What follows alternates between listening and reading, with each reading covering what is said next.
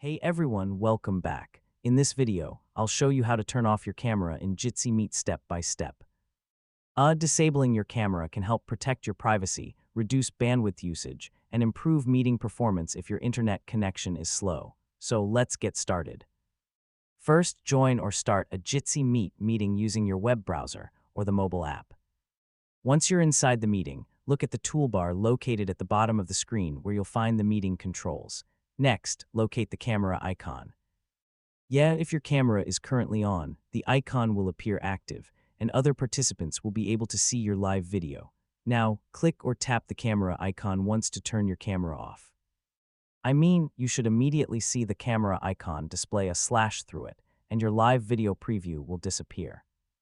Other participants will no longer be able to see your video, although you'll remain connected to the meeting with audio unless you mute your microphone as well.